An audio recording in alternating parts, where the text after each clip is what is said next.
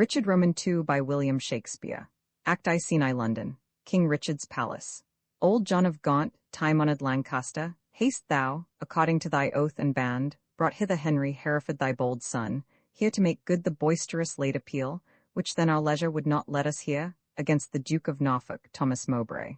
Tell me, moreover, haste thou sounded him, if he appeal the Duke on ancient malice, or worthily, as a good subject should, on some known ground of treachery in him, as near as I could sift him on that argument, on some apparent danger seen in him aimed at your highness, no inveterate malice.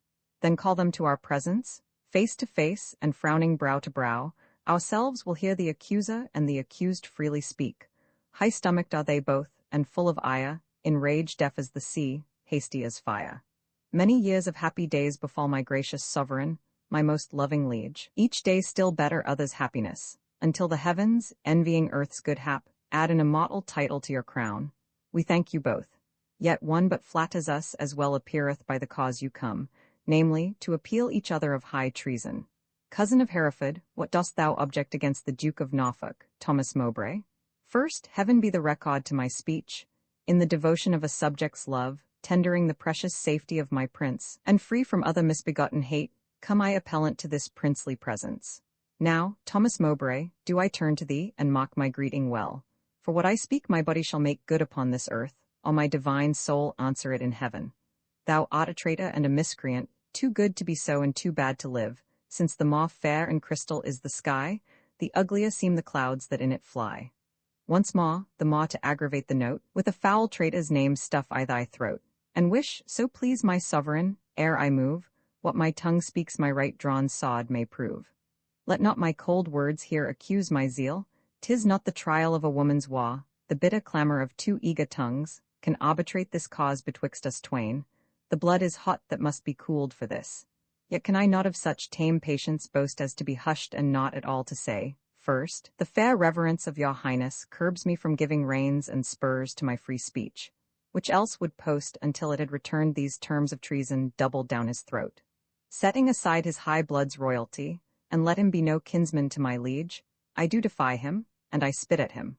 Call him a slanderous coward and a villain, which to maintain I would allow him odds and meet him, were I tied to run afoot even to the frozen ridges of the Alps, or any other ground inhabitable, wherever Englishman durst set his foot. Meantime let this defend my loyalty, by all my hopes, most falsely doth he lie. Pale trembling coward, there I throw my gage, disclaiming here the kindred of the king, and lay aside my high blood's royalty, which fear, not reverence, makes thee to accept. If guilty dread have left thee so much strength as to take up mine honour's pawn, then stoop, by that and all the rights of knighthood else, will I make good against thee, arm to arm, what I have spoke, or thou canst worse devise. I take it up, and by that sod I swear, which gently laid my knighthood on my shoulder, I'll answer thee in any fair degree, or chivalrous design of knightly trial. And when I mount, alive may I not light, if I be traitor, or unjustly fight. What doth our cousin lay to Mowbray's charge? It must be great that can inherit us so much as of a thought of ill in him. Look, what I speak, my life shall prove it true, that Mowbray hath received 8,000 nobles in name of lendings for your highness soldiers, the which he hath detained for lewd employments, like a false traitor and injurious villain. Besides I say and will in battle prove, or here or elsewhere, to the furthest verge that ever was surveyed by English eye, that all the treasons for these 18 years, complotted and contrived in this land fetch from false Mowbray, their first head and spring. Further I say and further will maintain upon his bad life to make all this good, that he did plot the Duke of Gloucester's death, suggest his soon-believing adversaries, and consequently, like a traitor coward, sluiced out his innocent soul through streams of blood, which blood, like sacrificing Abel's, cries, even from the tongueless caverns of the earth, to me for justice and rough chastisement. And by the glorious worth of my descent, this arm shall do it, or this life be spent. How high a pitch his resolution saws. Thomas of Norfolk, what sayst thou to this? Oh, let my sovereign turn away his face and bid his ears a little while be deaf, till I have told this slander of his blood, how God and good men hate so foul a liar. Mowbray, impartial are our eyes and ears. Were he my brother, nay, my kingdom's heir, as he is but my father's brother's son, now, by my sceptre's awe, I make a vow. Such neighbour nearness to our sacred blood should nothing privilege him, nor partialize the unstooping firmness of my upright soul. He is our subject, Mowbray, so ought thou, free speech and fearless I to thee allow. Then, Bolingbroke, as low as to thy heart, through the false passage of thy throat, thou least. 3 pots of that receipt I had for Calais disbursed I duly to his highness soldiers. The other pot reserved I by consent, for that my sovereign liege was in my debt upon remainder of a dear account. Since last I went to France to fetch his queen, now swallow down that lie. For Gloucester's death, I slew him not, but to my own disgrace neglected my swan duty in that case.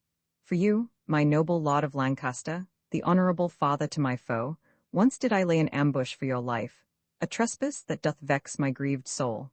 But ere I lost received the sacrament I did confess it, and exactly begged your grace's pardon, and I hope I had it. This is my fault. As for the rest appealed, it issues from the rancour of a villain, a recreant and most degenerate traitor, which in myself I boldly will defend, and interchangeably hurl down my gage upon this overweening traitor's foot, to prove myself a loyal gentleman, even in the best blood chambered in his bosom. In haste whereof, most haughtily, I pray your highness to assign our trial day. Wrath-kindled gentlemen, be ruled by me. Let's purge this choler without letting blood. This we prescribe, though no physician.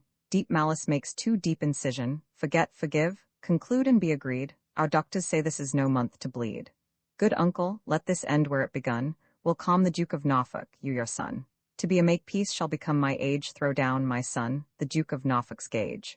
When, Harry, when? Obedience bids I should not bid again. Myself I throw, dread sovereign, at thy foot. My life thou shalt command, but not my shame, the one my duty owes, but my fair name, despite of death that lives upon my grave, to dock dishonour's use thou shalt not have. I am disgraced, impeached and baffled here, pierced to the soul with slander's venomed spear, the which no balm can cure but his hot blood which breathed this poison. Rage must be withstood, give me his gage, lions make leopards tame. Yeah, but not change his spots, take but my shame, and I resign my gage. My dear lord, the purest treasure mortal times afford is spotless reputation, that away, men are but gilded loam or painted clay. A jewel in a 10 times bought-up chest is a bold spirit in a loyal breast. Mine honour is my life, both grow in one. Take honour from me and my life is done, then, dear my liege, mine honour let me try, in that I live and for that will I die. Oh, God defend my soul from such deep sin? Shall I seem crestfallen in my father's sight? Or with pale beggar fear impeach my height before this outdared dastard? Ere my tongue shall wound my honour with such feeble wrong, or sound so base a pall, my teeth shall tear the slavish motive of recanting fear, and spit it bleeding in his high disgrace, where shame doth harbour, even in Mowbray's face. Exit Gaunt. We were not born to sue, but to command, which since we cannot do to make you friends, be ready, as your lives shall answer it at Coventry, upon St. Lambert's day.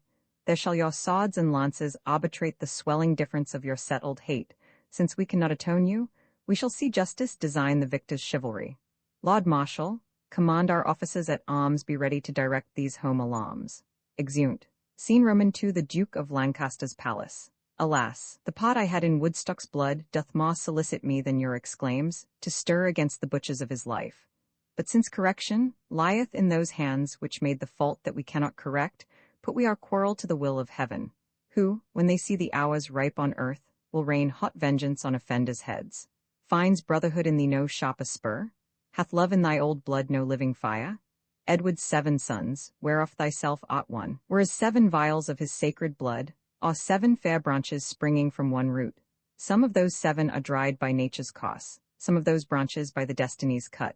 But Thomas, my dear lord, my life, my Gloucester, 1 vial full of Edward's sacred blood, 1 flourishing branch of his most royal root, is cracked, and all the precious liquor spilt, is hacked down, and his summer leaves all faded, by envy's hand and murder's bloody axe.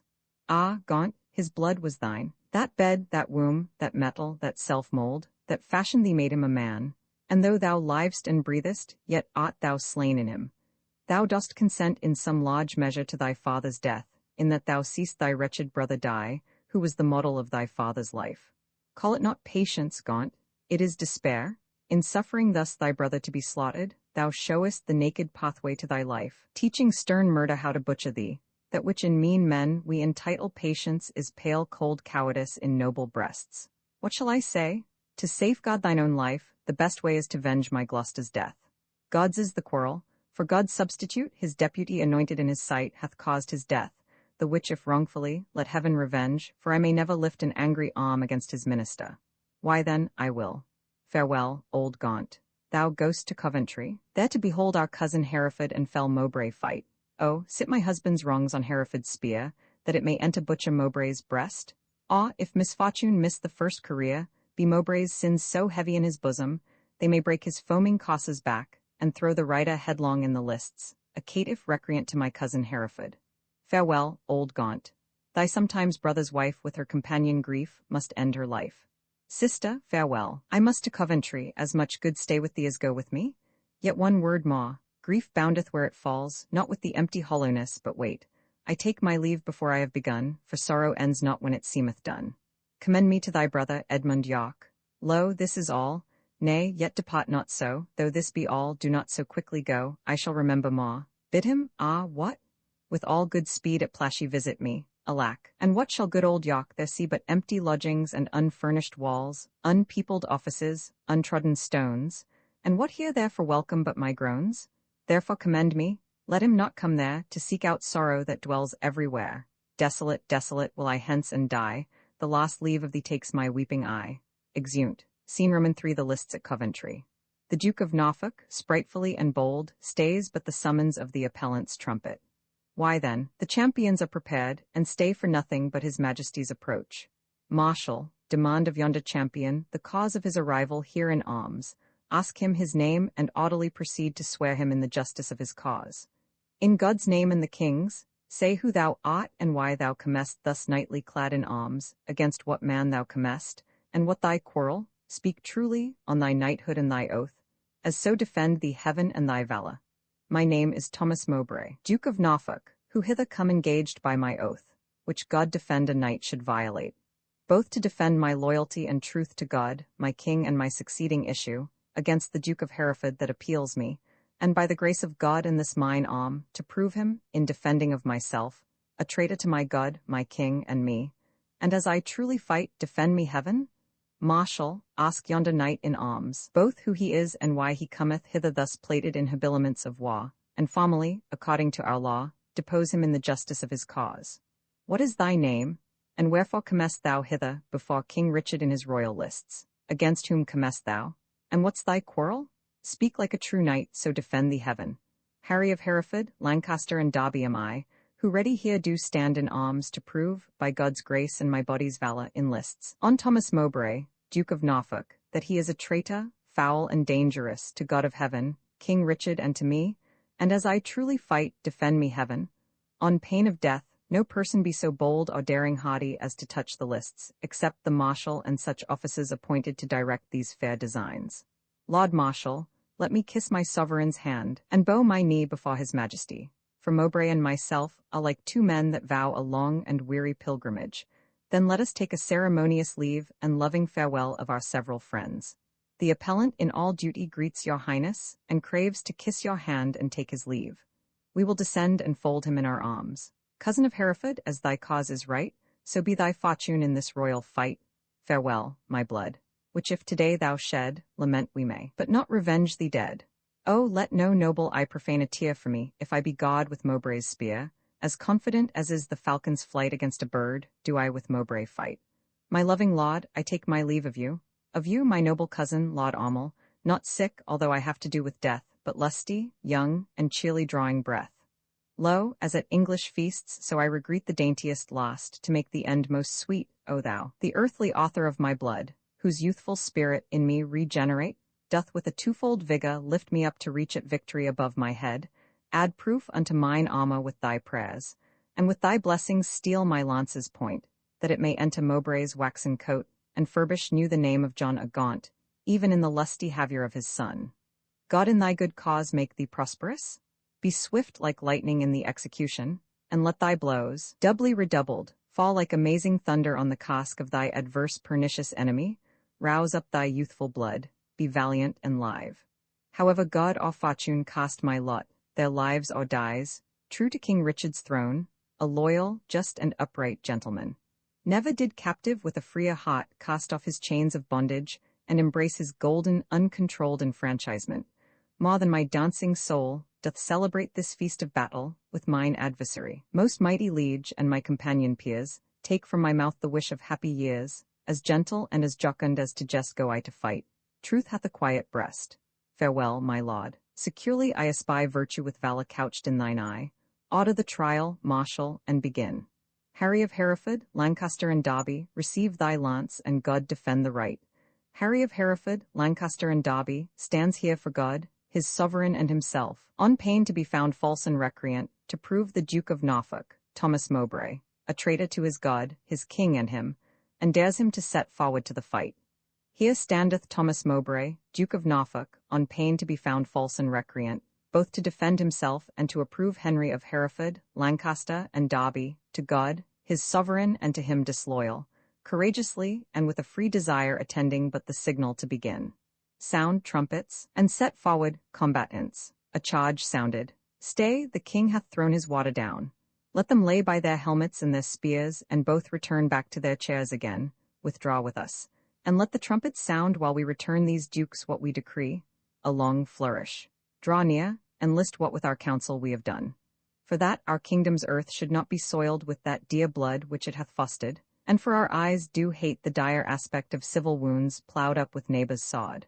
And for we think the eagle-winged pride of sky-aspiring and ambitious thoughts, with rival-hating envy, set on you to wake our peace, which in our country's cradle draws the sweet infant breath of gentle sleep, which so roused up with boisterous untuned drums, with harsh resounding trumpets' dreadful bray, and grating shock of wrathful iron arms, might from our quiet confines fright fair peace and make us wade even in our kindred's blood.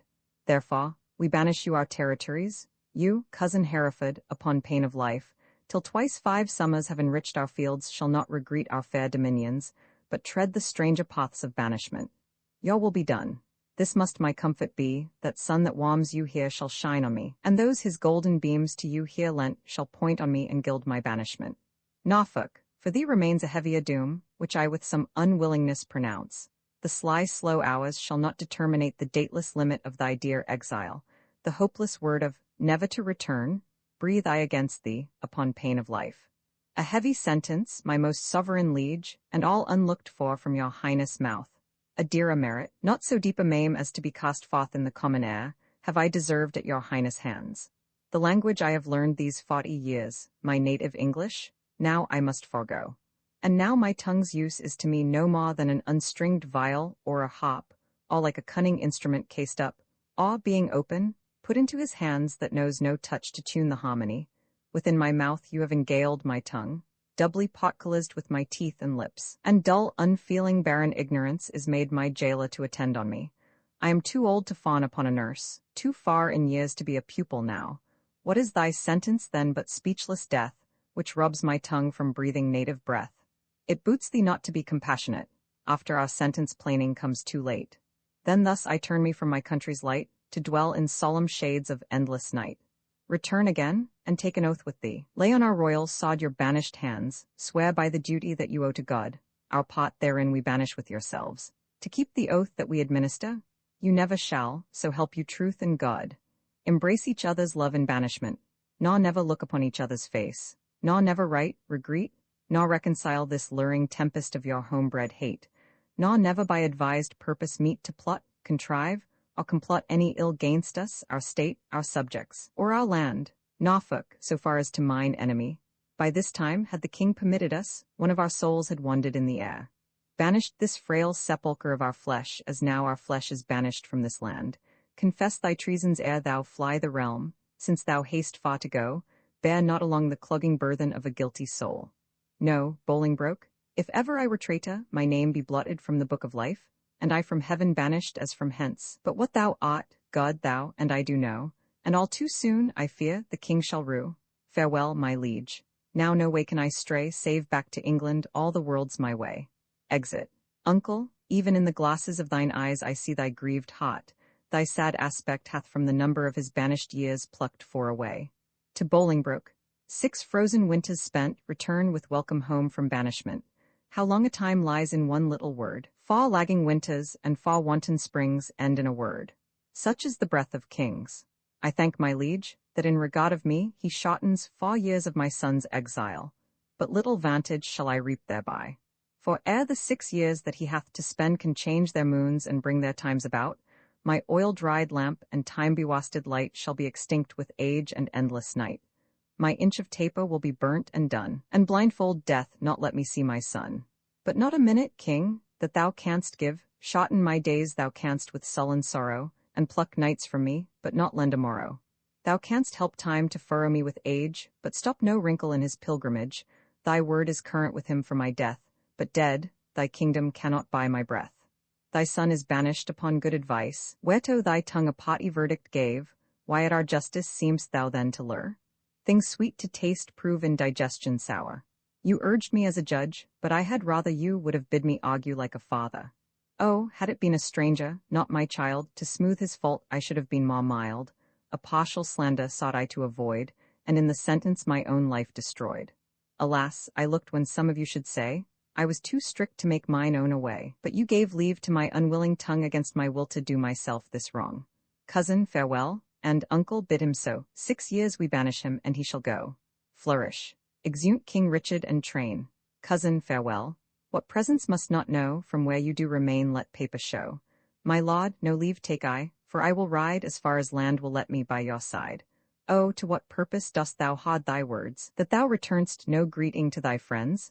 I have too few to take my leave of you, when the tongue's office should be prodigal to breathe the abundant dolour of the heart. My heart will sigh when I miscall it so, which finds it an enforced pilgrimage. The sullen passage of thy weary steps esteem as foil wherein thou ought to set the precious jewel of thy home return. Nay, rather, every tedious stride I make will, but remember me what a deal of world I wander from the jewels that I love. Must I not serve a long apprenticehood to foreign passages, and in the end, having my freedom, boast of nothing else but that I was a journeyman to grief? All places that the eye of heaven visits are to a wise man pots and happy havens. Teach thy necessity to reason thus. There is no virtue like necessity. Think not the king did banish thee, but thou the king. Woe doth the heavier sit, where it perceives it is but faintly born. Go, say I sent thee forth to purchase honour, and not the king exiled thee. Or suppose devouring pestilence hangs in our air, and thou art flying to a fresher clime. Look, what thy soul holds dear, imagine it to lie that way thou gost, not whence thou comest. Suppose the singing birds musicians, the grass whereon thou treadst the present strewed, the flowers fair ladies, and thy steps no more than a delightful measure, or a dance. For gnawing sorrow hath less power to bite the man that mocks at it and sets it light. Oh, who can hold a fire in his hand by thinking on the frosty Caucasus? Or cloy the hungry edge of appetite by bare imagination of a feast? Or wallow naked in December snow by thinking on fantastic summer's heat? Oh, no, the apprehension of the good gives but the greater feeling to the worse. Fell sorrow's tooth doth never rankle more than when he bites, but lanceth not the saw. Come, come, my son, I'll bring thee on thy way. Had I thy youth and cause, I would not stay. Then England's ground, farewell. Sweet soil, adieu, my mother and my nurse that bears me yet. Where'er I wander, boast of this I can, though banished, yet a true-born Englishman. Exeunt. Scene Roman for the cot. We did observe. Cousin Aumel, how far brought you High Hereford on his way? I brought High Hereford, if you call him so, but to the next highway, and there I left him. Faith, none for me, except the northeast wind, which then blew bitterly against our faces, awaked the sleeping room, and so by chance did grace our hollow potting with a tear. Farewell, and for my hot disdain that my tongue should so profane the word, that taught me craft to counterfeit oppression of such grief that words seemed buried in my sorrow's grave.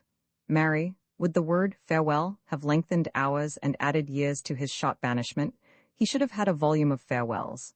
But since it would not, he had none of me. He is our cousin, but 'tis doubt, when time shall call him home from banishment, whether our kinsman come to see his friends. Ourself and Bushy, Bagot here and Green observed his courtship to the common people. How he did seem to dive into their hearts with humble and familiar courtesy, what reverence he did throw away on slaves, wooing poor craftsmen with the craft of smiles and patient underbearing of his fortune, as twere to banish their effects with him. Off goes his bonnet to an oyster wench. A brace of draymen bid God speed him well, and had the tribute of his supple knee, with thanks, my countrymen, my loving friends, as were our England in reversion his, and he our subjects next degree in hope. Well, he is gone, and with him go these thoughts. Now for the rebels which stand out in Ireland, expedient manage must be made, my liege, ere further leisure yield them further means for their advantage and your highness loss. We will ourself in person to this war. And for our coffers, with too great a cot and liberal largess, a grown somewhat light, we are enforced to farm our royal realm. The revenue whereof shall furnish us for our affairs in hand. If that come short, our substitutes at home shall have blank charters. Whereto, when they shall know what men are rich, they shall subscribe them for large sums of gold and send them after to supply our wants, for we will make for Ireland presently. Old John of Gaunt is grievous sick, my lord, suddenly taken, and hath sent post-haste to entreat your majesty to visit him. Now put it, God, in the physician's mind to help him to his grave immediately. The lining of his coffers shall make coats to deck our soldiers for these Irish wars. Come, gentlemen, let's all go visit him. Pray God we may make haste, and come too late. Richard Roman II by William Shakespeare. Uncopyright may you do good and not evil. May you find forgiveness for yourself and forgive others. May you share freely, never taking more than you give. Copyright pages exist to tell you that you can't do something. Unlike them, this uncopyright page exists to tell you that the writing and artwork in this ebook are believed to be in the United States public domain. That is, they are believed to be free of copyright restrictions in the United States. The United States public domain represents our collective cultural heritage, and items in it are free for anyone in the United States to do almost anything at all with, without having to get permission. Copyright laws are different all over the world, and the source text or artwork in this ebook may still be copyrighted in other countries. If you're not located in the United States, you must check your local laws before using this ebook. Standard ebooks makes no representations regarding the copyright status of the source text or artwork in this ebook in any country other than the United States. Non-authorship activities performed on items that are in the public domain, so-called sweat of the brow, work, don't create a new copyright. That means that nobody can claim a new copyright on an item that is in the public domain for, among other things, work like digitization, mock-up, or typography. Regardless, the contributors to this ebook release their contributions under the terms in the CC 01.0 Universal Public Domain Dedication, thus dedicating to the worldwide public domain all of the work they've done on this ebook, including but not limited to metadata, the title page, imprint, colophon, this uncopyright, and any changes or enhancements to, or mock-up on, the original text and artwork. This dedication doesn't change the copyright status of the source text or artwork. We make this dedication in the interest of enriching our global cultural heritage, to promote free and libre culture around the world, and to give back to the unrestricted culture that has given all of us so much. Table of Contents Landmarks, Act Roman II Scene I Ely House. Will the king come, that I may breathe my lost and wholesome counsel to his unstayed youth? Vex not yourself, nor strive not with your breath, for all in vain comes counsel to his ear. Oh, but they say the tongues of dying men enforce attention like deep harmony. Where words are scarce, they are seldom spent in vain, for they breathe truth that breathe their words in pain. He that no more must say is listened more than they whom youth and ease have taught to glose. More are men's ends mocked than their lives before.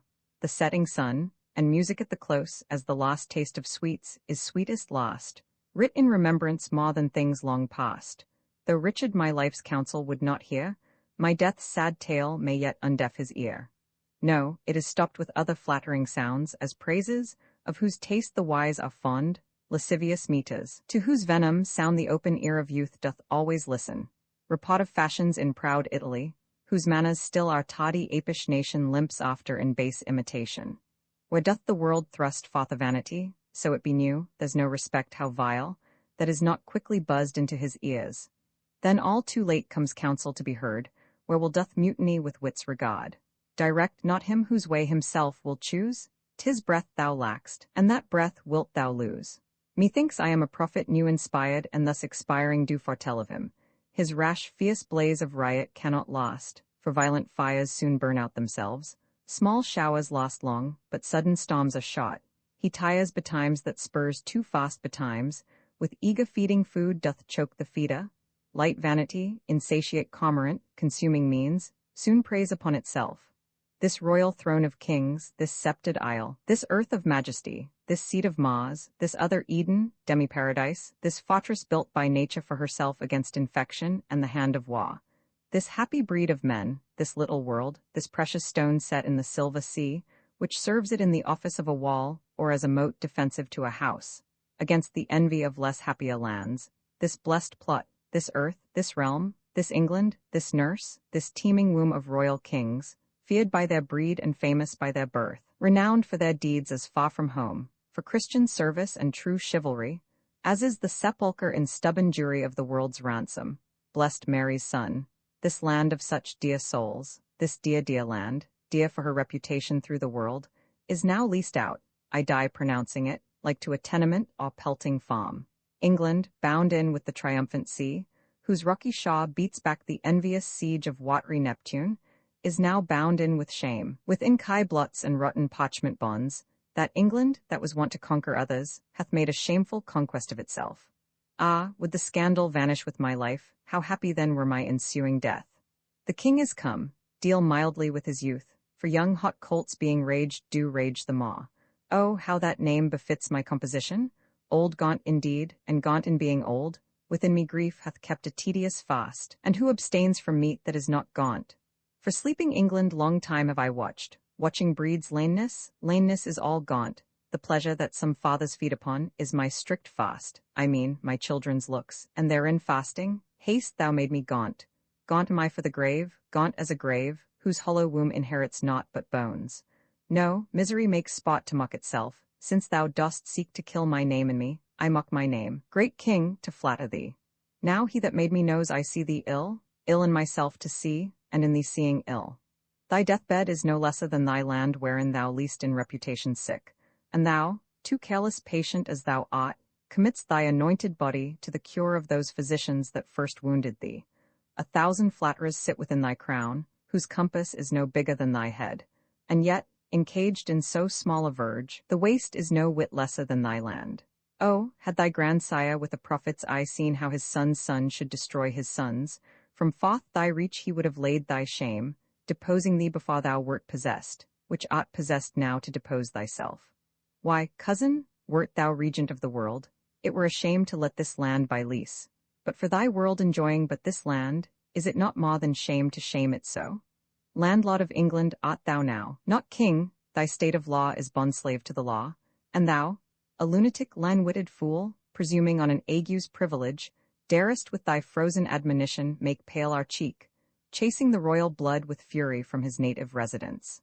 Now, by my seat's right royal majesty, wert thou not brother to great Edward's son, this tongue that runs so roundly in thy head should run thy head from thy unreverent shoulders.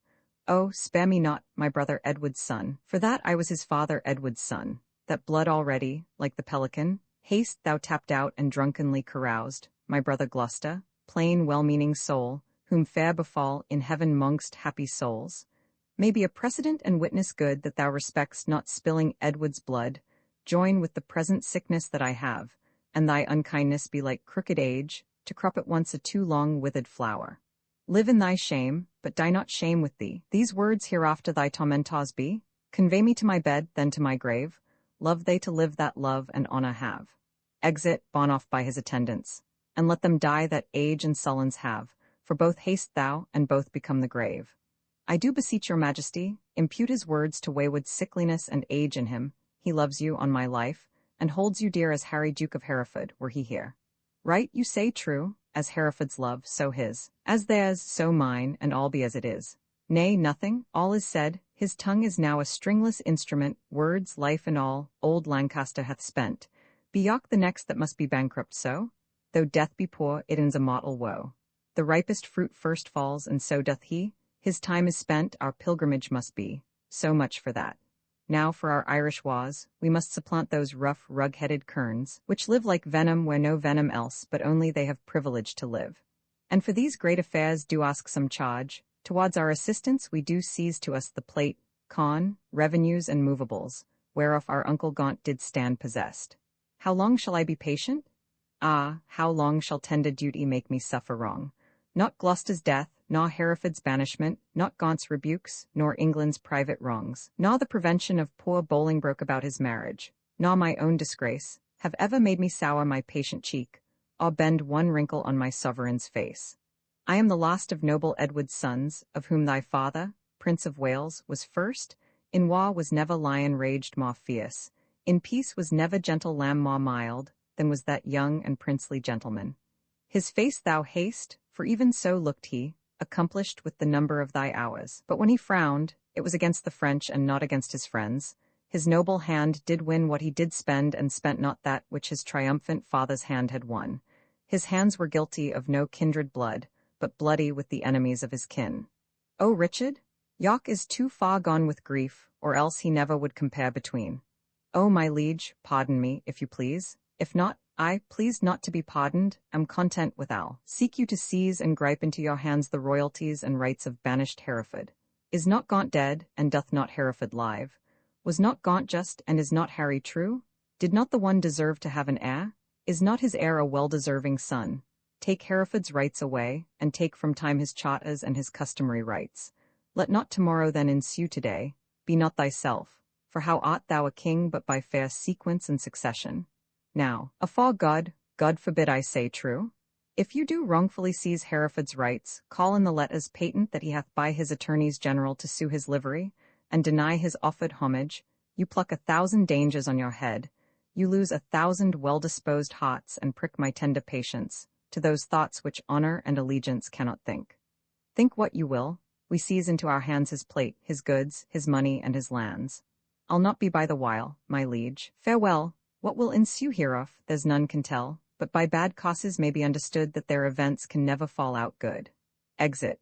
Go, Bushy, to the Earl of Wiltshire straight, bid him repair to us to Ely House to see this business. Tomorrow next we will for Ireland, and 'tis time, I trow, and we create, in absence of ourself, our uncle York Lord Governor of England, for he is just and always loved us well. Come on, our queen, tomorrow must we pot, be merry, for our time of stay is shot, flourish. Exeunt king, queen, aumel, bushy, green, and bagot. My heart is great, but it must break with silence, ere it be disburdened with a liberal tongue. Nay, speak thy mind, and let him ne'er speak more that speaks thy words again to do thee harm. Tens that thou wouldst speak to the Duke of Hereford. If it be so, out with it boldly, man. Quick is mine ear to hear of good towards him. No good at all that I can do for him, unless you call it good to pity him, bereft and gelded of his patrimony. Now, afore God, 'tis shame such wrongs abon in him, a royal prince, and many mo of noble blood in this declining land. The king is not himself, but basely led by flatterers, and what they will infam, merely in hate, gainst any of us all, that will the king severely prosecute gainst us, our lives, our children, and our heirs. The commons hath he pilled with grievous taxes, and quite lost their hearts. The nobles hath he fined for ancient quarrels, and quite lost their hearts. And daily new exactions are devised, as blanks, benevolences, and I wot not what. But what, O God's name, doth become of this? Wars have not wasted it, for what he hath not, but basely yielded upon compromise that which his noble ancestors achieved with blows. More hath he spent in peace than they in wars. He hath not money for these Irish wars, his burthenous taxations notwithstanding, but by the robbing of the banished duke, his noble kinsman, most degenerate king. But, lords, we hear this fearful tempest sing, yet see no shelter to avoid the storm. We see the wind sit sore upon our sails, and yet we strike not, but securely perish. We see the very wreck that we must suffer, and unavoided is the danger now, for suffering so the causes of our wreck. Not so. Even through the hollow eyes of death I spy life peering, but I dare not say how near the tidings of our comfort is. Be confident to speak, Northumberland, we three are but thyself, and speaking so, thy words are but as thoughts, therefore be bold. Then thus, I have from Port le Blanc, a bay in Brittany, received intelligence that Harry Duke of Hereford, Reynold Lord Cobham, that late broke from the Duke of Exeter, his brother, Archbishop late of Canterbury, Sir Thomas Erpingham, Sir John Ramsden, Sir John Norbury, Sir Robert Waterton, and Francis Coint. All these well furnished by the Duke of Bretagne with 8 tall ships, 3,000 men of war, are making hither with all due expedience, and shortly mean to touch our northern shore. Perhaps they had ere this, but that they stay the first departing of the king for Ireland. If then we shall shake off our slavish yoke, imp out our drooping country's broken wing, redeem from broken pawn the blemished crown, wipe off the dust that hides our scepter's guilt, and make high majesty look like itself, away with me and post to Ravensburg.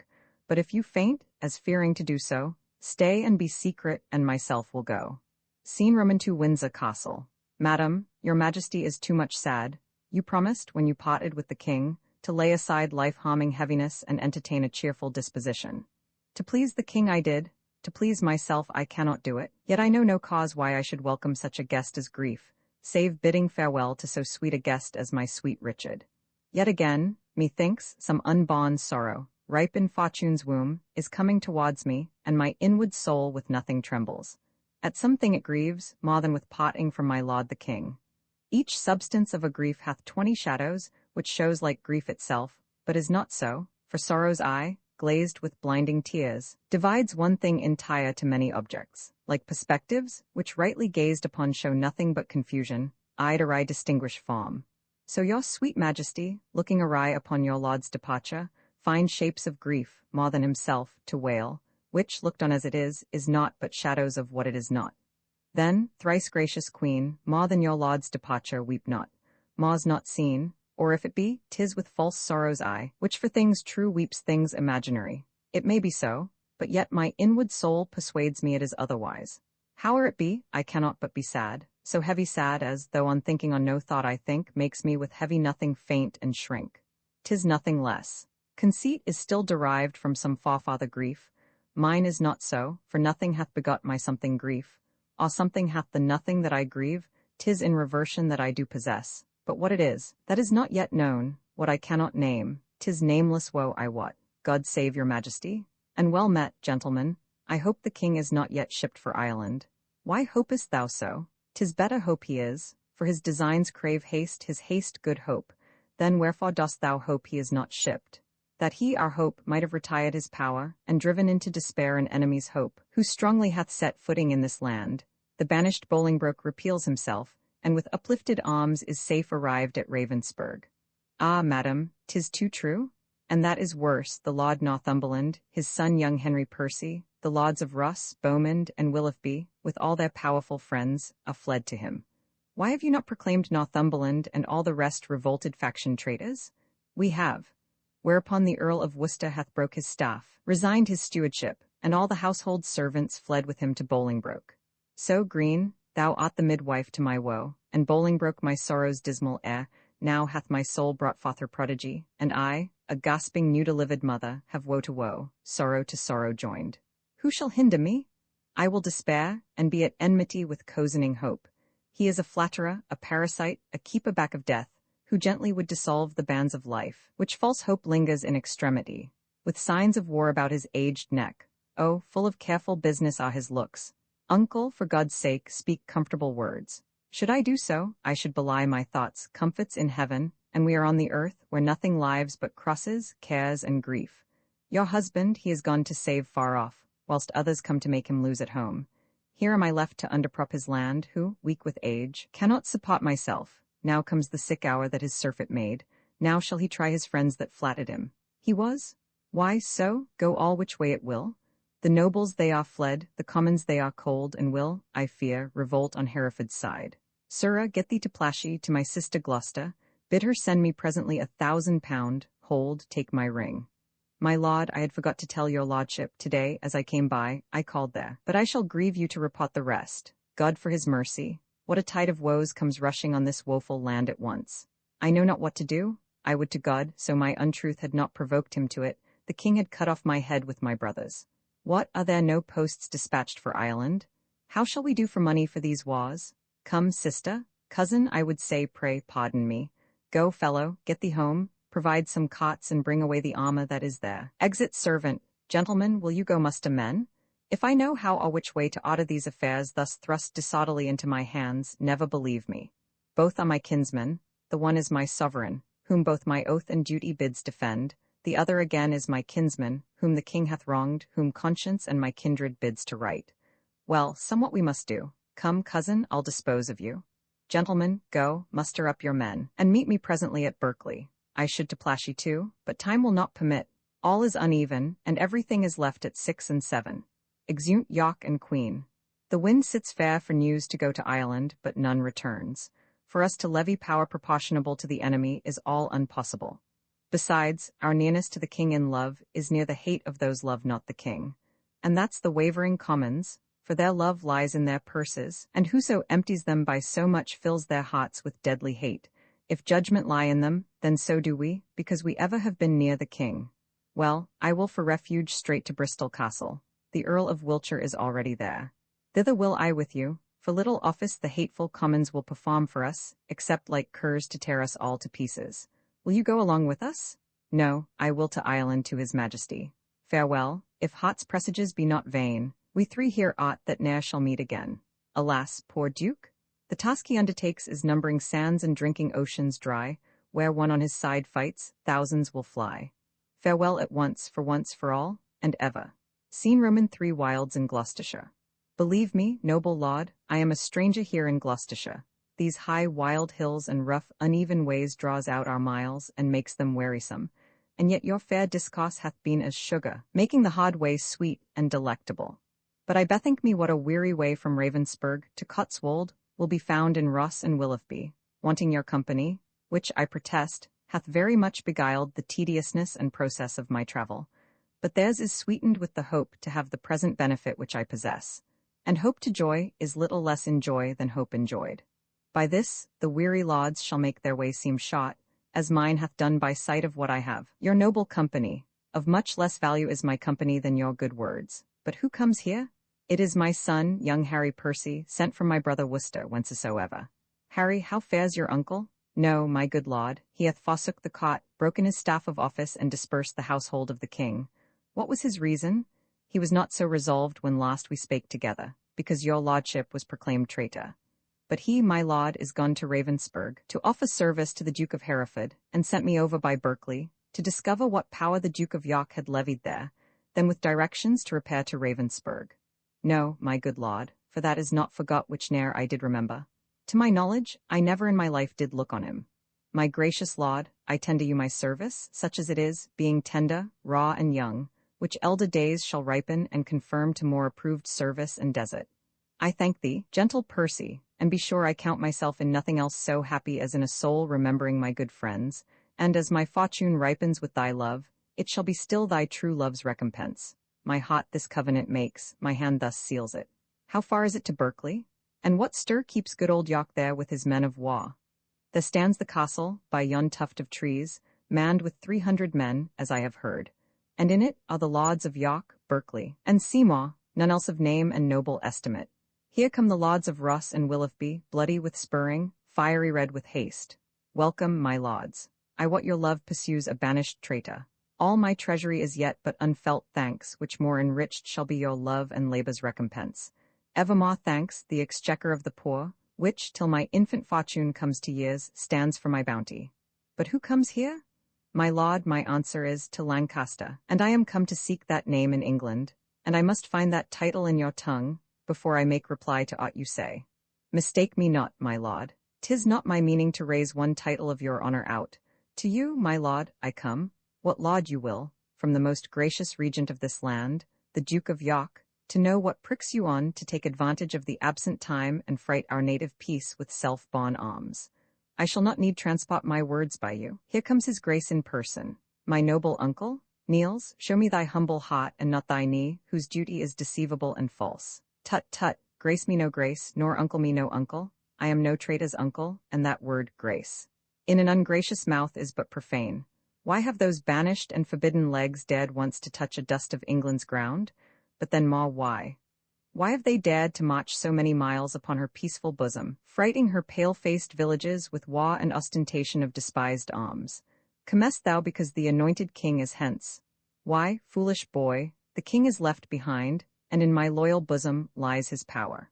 Were I but now the lot of such hot youth as when brave Gaunt, thy father, and myself rescued the Black Prince, that young Maz of men, from forth the ranks of many thousand French, oh, then how quickly should this arm of mine, now prisoner to the palsy, chastise thee and minister correction to thy fault.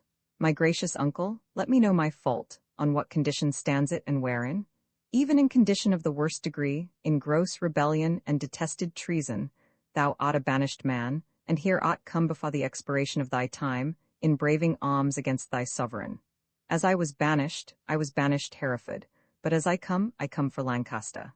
And, noble uncle, I beseech your grace look on my wrongs with an indifferent eye. You are my father, for methinks in you I see old Gaunt alive. Oh then, my father, will you permit that I shall stand condemned a wandering vagabond, my rights and royalties plucked from my arms perforce and given away to upstart unthrifts. Wherefore was I born?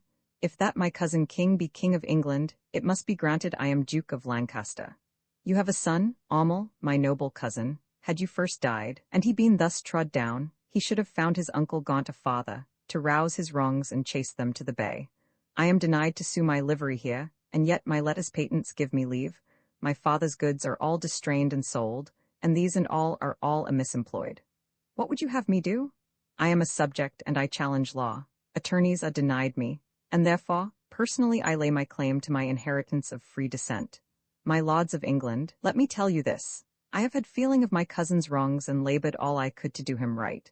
But in this kind to come, in braving arms, be his own carver and cut out his way, to find out right with wrong, it may not be. And you that do abet him in this kind cherish rebellion, and are rebels all. The noble Duke hath sworn his coming is but for his own, and for the right of that, we all have strongly sworn to give him aid, and let him ne'er see joy that breaks that oath. Well, I see the issue of these alms. I cannot mend it, I must needs confess, because my power is weak and all ill left. But if I could, by him that gave me life, I would attach you all and make you stoop unto the sovereign mercy of the king. But since I cannot, be it known to you I do remain as neuter. So, fare you well, unless you please to enter in the castle and there repose you for this night. An offer, uncle, that we will accept, but we must win your grace to go with us to Bristol Castle, which they say is held by Bushy, Bagot, and their complices, the caterpillars of the Commonwealth, which I have sworn to weed and pluck away. It may be I will go with you, but yet I'll pause, for I am loath to break our country's laws. Nor friends nor foes to me welcome you things past redress are now with me past care. Exeunt, scene Roman for a camp in Wales. My lord of Salisbury, we have stayed 10 days, and hardly kept our countrymen together, and yet we hear no tidings from the king, therefore we will disperse ourselves. Farewell. Stay yet another day, thou trusty Welshman. The king reposeth all his confidence in thee. 'Tis thought the king is dead, we will not stay. The bay trees in our country are all withered, and meteors fright the fixed stars of heaven. The pale-faced moon looks bloody on the earth, and land-looked prophets whisper fearful change. Rich men look sad, and ruffians dance and leap, the one in fear to lose what they enjoy, the other to enjoy by rage and war. These signs foreign the death or fall of kings. Farewell. Our countrymen are gone and fled, as well assured Richard their king is dead. Exit. Ah, Richard, with the eyes of heavy mind I see thy glory like a shooting star fall to the base earth from the firmament. Thy sun sets weeping in the lowly west, witnessing storms to come. Woe and unrest, thy friends have fled to wait upon thy foes, and crossly to thy good all fortune goes. Exit. Act Roman 3 Scene I Bristol. Before the castle. Bring forth these men. Bushy and green, I will not vex your souls, since presently your souls must part your bodies. With too much urging your pernicious lives, for twere no charity, yet to wash your blood from off my hands, here in the view of men I will unfold some causes of your deaths. You have misled a prince, a royal king, a happy gentleman in blood and lineaments, by you unhapped and disfigured clean. You have in manner with your sinful hours made a divorce betwixt his queen and him, broke the possession of a royal bed, and stained the beauty of a fair queen's cheeks with tears drawn from her eyes by your foul wrongs. Myself, a prince by fortune of my birth, near to the king in blood, and near in love till you did make him misinterpret me, have stooped my neck under your injuries, and sighed my English breath in foreign clouds, eating the bitter bread of banishment, whilst you have fed upon my signories, despocked my parks and felled my forest woods, from my own windows torn my household coat, raised out my emprise, leaving me no sign, save men's opinions and my living blood, to show the world I am a gentleman.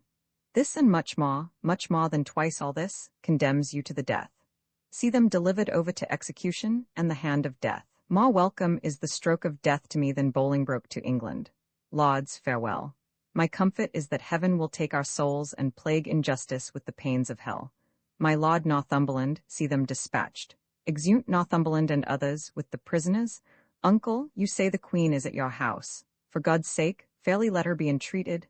Tell her I send to her my kind commends. Take special care my greetings be delivered. A gentleman of mine I have dispatched with letters of your love to her at lodge.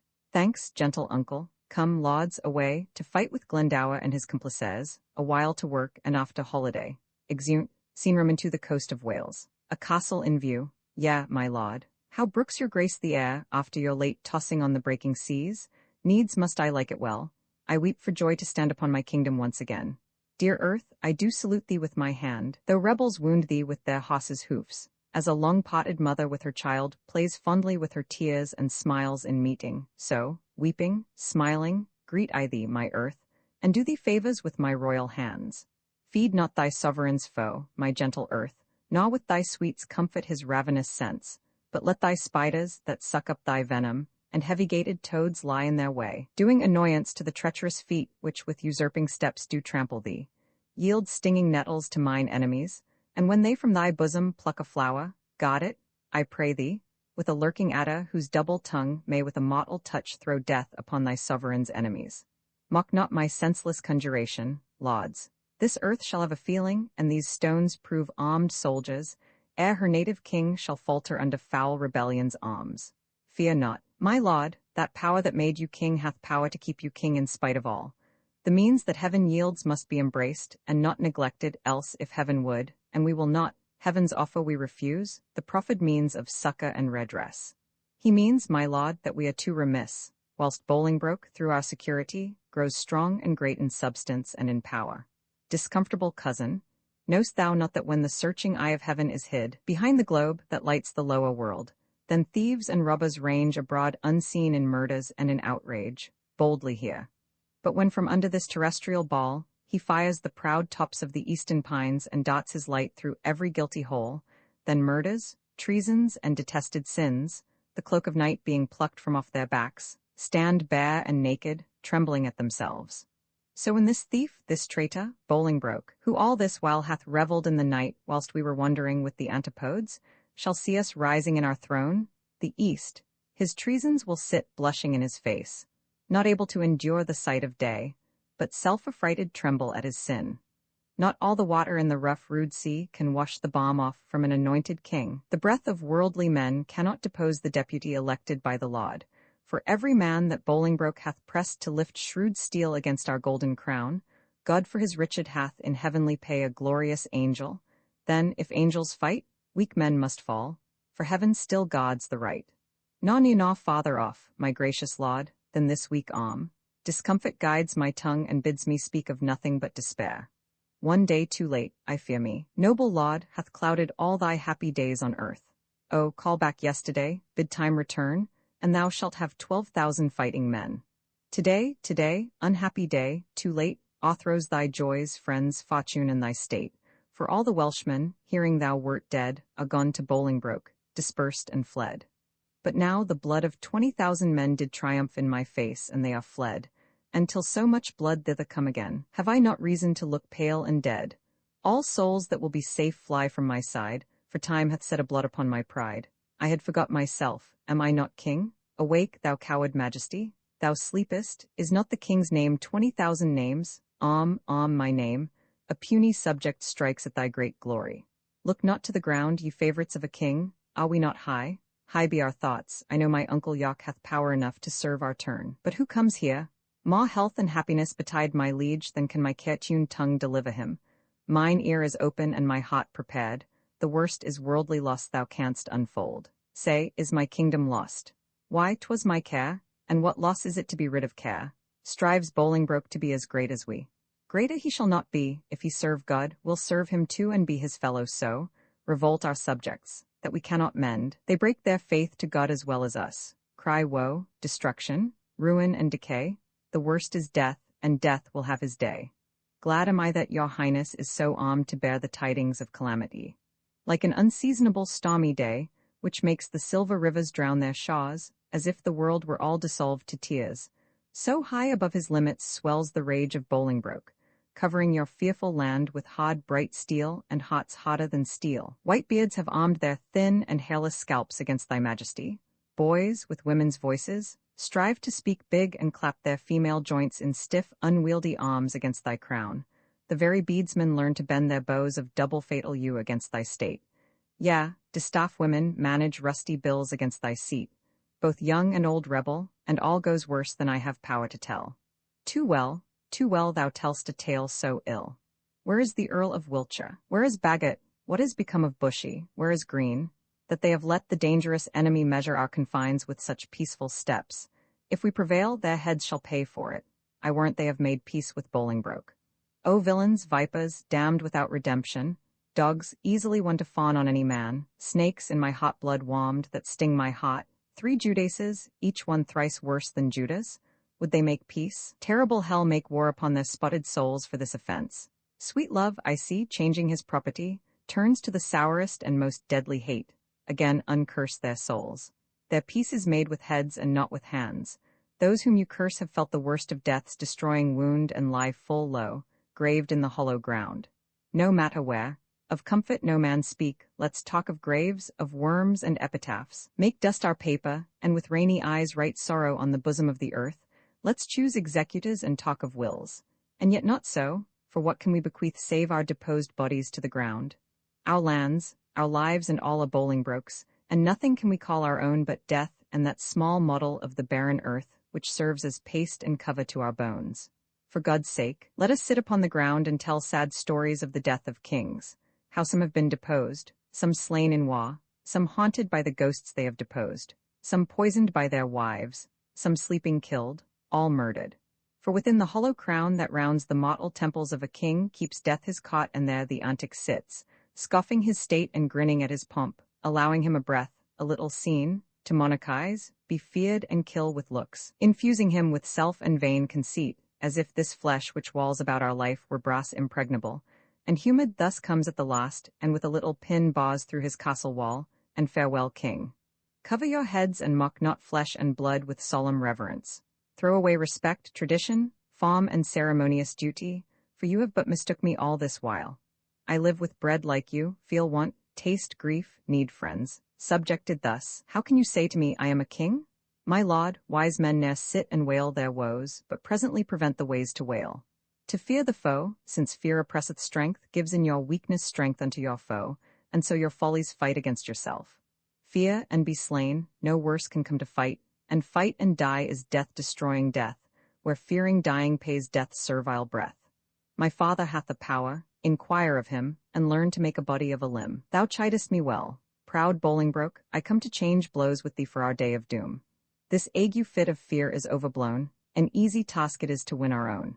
Say, Scroop, where lies our uncle with his power? Speak sweetly, man, although thy looks be sour. Men judge by the complexion of the sky the state and inclination of the day, so may you by my dull and heavy eye, my tongue hath but a heavier tale to say. I play the totterer, by small and small to lengthen out the worst that must be spoken. Your uncle Yock is joined with Bolingbroke, and all your northern castles yielded up, and all your southern gentlemen in arms upon his party. Thou hast said enough. Beshrew thee, cousin, which didst lead me forth to Aumel. Of that sweet way I was in to despair. What say you now? What comfort have we now? By heaven, I'll hate him everlastingly that bids me be of comfort any more. Go to Flint Castle, there I'll pine away. A king, woe's slave, shall kingly woe obey. That power I have discharge, and let them go to ear the land that hath some hope to grow, for I have none. Let no man speak again to alter this, for counsel is but vain. He does me double wrong that wounds me with the flatteries of his tongue.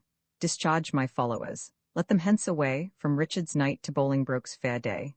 Exeunt, scene Roman 3 Wales. Before Flint Castle, so that by this intelligence we learn the Welshmen are dispersed, and Salisbury is gone to meet the king, who lately landed with some few private friends upon this coast. The news is very fair and good, my lord. Richard not far from hence hath hid his head. It would beseem the Lord Northumberland to say, King Richard? Alack the heavy day, when such a sacred king should hide his head. Your grace mistakes, only to be brief, left I his title out. The time hath been, would you have been so brief with him, he would have been so brief with you to shotten you, for taking so the head, your whole head's length. Take not, good cousin, further than you should, lest you mistake the heavens are o'er our heads. I know it, uncle, and oppose not myself against their will. But who comes here? The castle royally is manned, my lord, against thy entrance. Royally? Why, it contains no king? Yes, my good lord, it doth contain a king. King Richard lies within the limits of yon lime and stone, and with him are the Lord Aumel, Lord Salisbury, Sir Stephen Scroop, besides a clergyman of holy reverence, who I cannot learn. Noble lords, go to the rude ribs of that ancient castle. Through brazen trumpet send the breath of Polly into his ruined ears, and thus deliver. Henry Bolingbroke on both his knees doth kiss King Richard's hand, and sends allegiance and true faith of heart to his most royal person. Hither come even at his feet to lay my alms and power, provided that my banishment repealed and lands restored again be freely granted. If not, I'll use the advantage of my power, and lay the summer's dust with showers of blood, rained from the wounds of slaughtered Englishmen. The which, how far off from the mind of Bolingbroke it is, such crimson tempest should bedrench the fresh green lap of fair King Richard's land, my stooping duty tenderly shall show. Go, signify as much, while here we march upon the grassy carpet of this plain. Let's march without the noise of threatening drum, that from this castle's tattered battlements our fair appointments may be well perused. Methinks King Richard and myself should meet with no less terror than the elements of fire and water, when their thundering shock at meeting tears the cloudy cheeks of heaven. Be he the fire, I'll be the yielding water, the rage be his, whilst on the earth I rain my waters, on the earth, and not on him. March on, and mock King Richard how he looks. See, King Richard doth himself appear, as doth the blushing discontented sun from out the fiery pottle of the east, when he perceives the envious clouds are bent to dim his glory, and to stain the track of his bright passage to the Occident. Yet looks he like a king. Behold, his eye, as bright as is the eagle's, lightens forth-controlling majesty. Alack, for woe, that any harm should stain so fair a show. We are amazed, and thus long have we stood to watch the fearful bending of thy knee to Northumberland, because we thought ourself thy lawful king. And if we be, how dare thy joints forget to pay their awful duty to our presence? If we be not, show us the hand of God that hath dismissed us from our stewardship. For well we know, no hand of blood and bone can gripe the sacred handle of our sceptre, unless he do profane, steal, or usurp. And though you think that all, as you have done, have torn their souls by turning them from us, and we are barren and bereft of friends, yet know, my master, God omnipotent, is mustering in his clouds on our behalf armies of pestilence, and they shall strike your children yet unborn and unbegot, that lift your vassal hands against my head, and threat the glory of my precious crown. Tell Bolingbroke, for yond methinks he stands, that every stride he makes upon my land is dangerous treason. He has come to open the purple testament of bleeding war.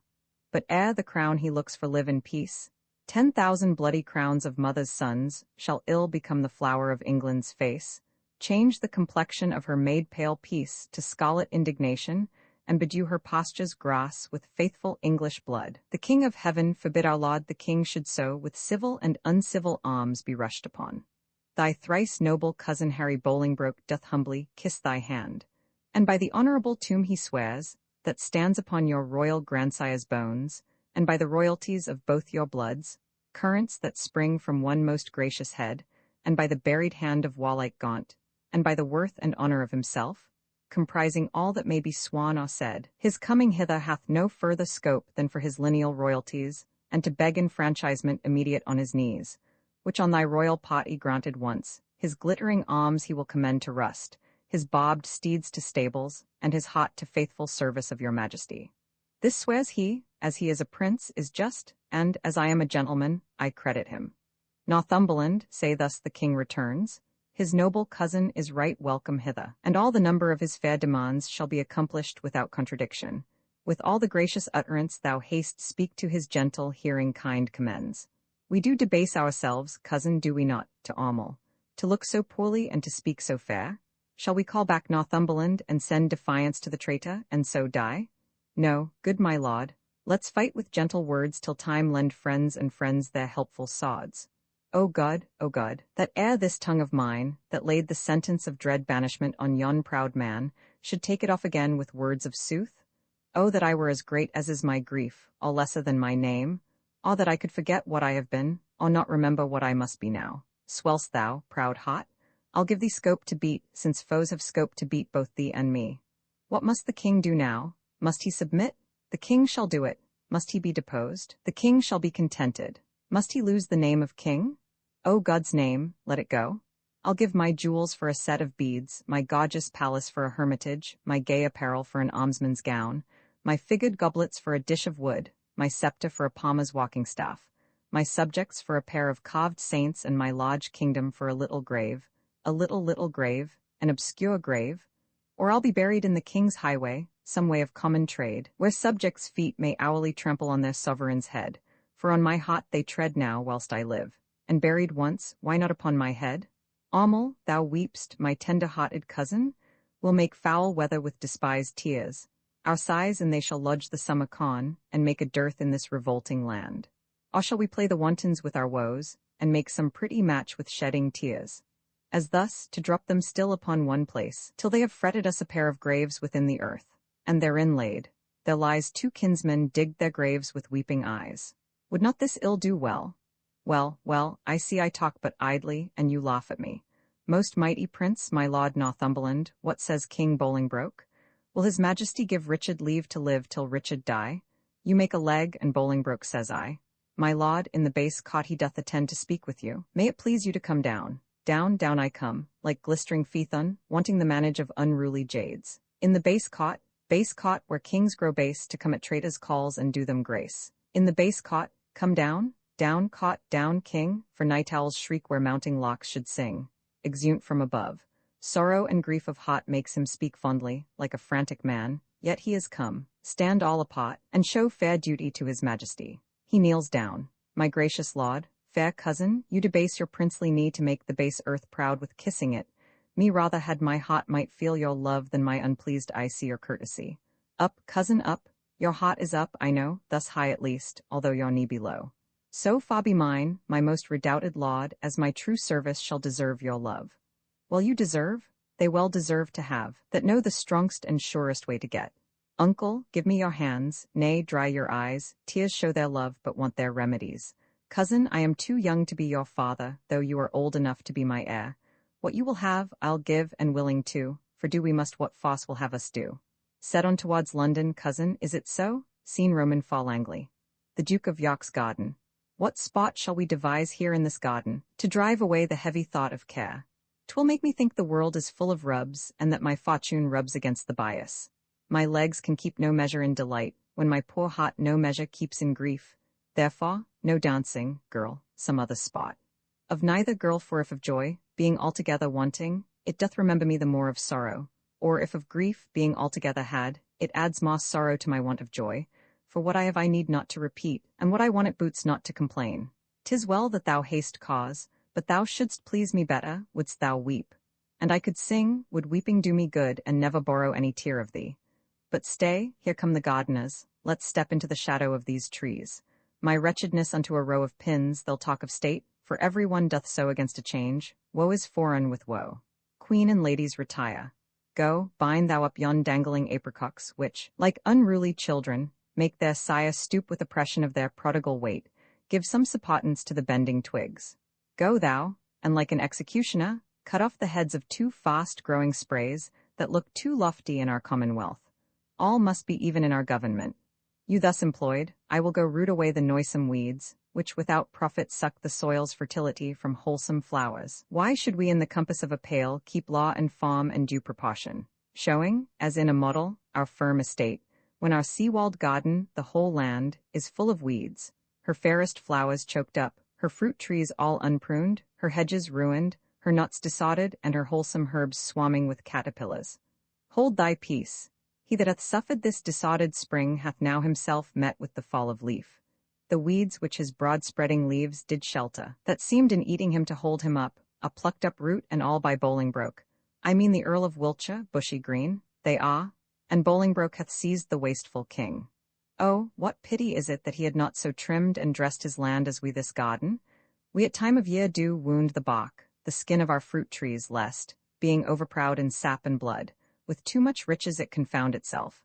Had he done so to great and growing men, they might have lived to bear and he to taste their fruits of duty. Superfluous branches we lop away, that bearing boughs may live. Had he done so, himself had borne the crown, which waste of idle hours hath quite thrown down. Depressed he is already, and deposed 'tis doubt he will be. Letters came last night to a dear friend of the good Duke of York's that tell black tidings. Oh, I am pressed to death through want of speaking. Coming forward. Thou, old Adam's likeness, set to dress this garden, how dares thy harsh rude tongue sound this unpleasing news? What Eve, what serpent, hath suggested thee to make a second fall of cursed man? Why dost thou say King Richard is deposed? Darest thou, thou little better thing than earth, divine his downfall? Say where, when, and how, camest thou by this ill tidings? Speak, thou wretch. Pardon me, madam. Little joy have I to breathe this news, yet what I say is true. King Richard, he is in the mighty hold of Bolingbroke. Their fortunes both are weighed. In your lord's scale is nothing but himself, and some few vanities that make him light. But in the balance of great Bolingbroke, besides himself, are all the English peers, and with that odds he weighs King Richard down. Post you to London, and you will find it so. I speak no more than every one doth know. Nimble mischance, that art so light of foot, doth not thy embassage belong to me? And am I lost that knows it? Oh, thou think'st to serve me lost, that I may longest keep thy sorrow in my breast. Come, ladies, go, to meet at London London's king in woe. What was I born to this, that my sad look should grace the triumph of great Bolingbroke? Godna, for telling me these news of woe, pray God the plants thou graft'st may never grow. Exeunt queen and ladies. Poor queen? So that thy state might be no worse. I would my skill were subject to thy curse. Here did she fall a tear. Here in this place I'll set a bank of rue, sour herb of grace, rue, even for Ruth, here shortly shall be seen, in the remembrance of a weeping queen. Exeunt. Act room in fa scene Westminster Hall. Call forth Bagot. Now, Bagot, freely speak thy mind, what thou dost know of noble Gloucester's death, who wrought it with the king, and who performed the bloody office of his timeless end. My lord Aumel, I know your daring tongue scorns to unsay what once it hath delivered. In that dead time when Gloucester's death was plotted, I heard you say, is not my arm of length that reacheth from the restful English cot as far as Calais, to mine uncle's head, amongst much other talk, that very time, I heard you say that you had rather refuse the offer of 100,000 crowns than Bolingbroke's return to England, adding withal, how blessed this land would be in this your cousin's death.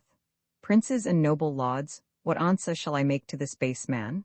Shall I so much dishonor my fair stars, on equal terms to give him chastisement? Either I must, or have mine honor soiled with the attainder of his slanderous lips.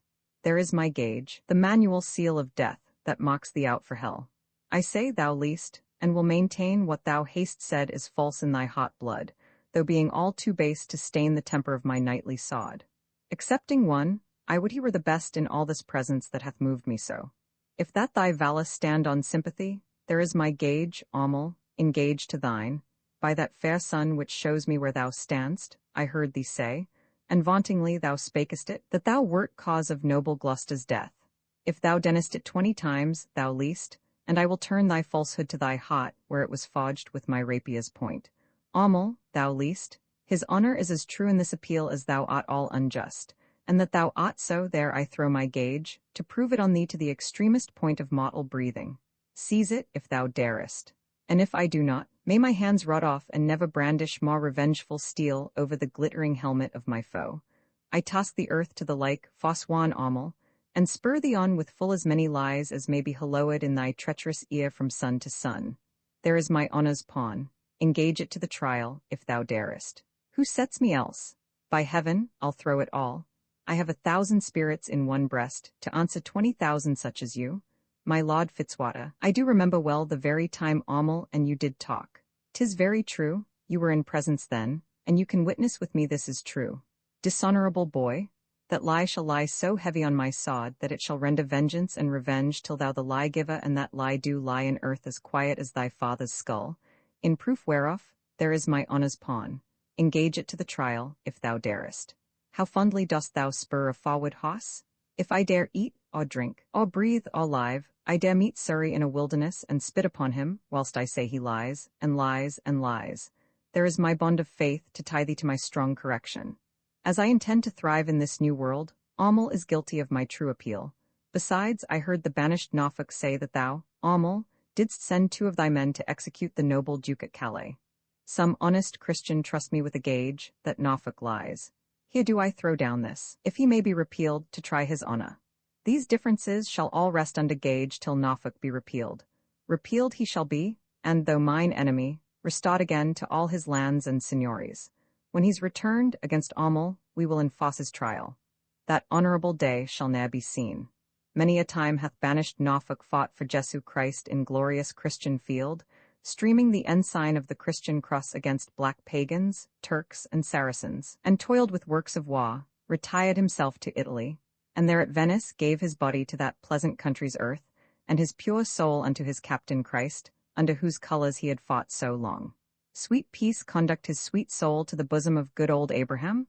Lauds appellants, your differences shall all rest under gage till we assign you to your days of trial.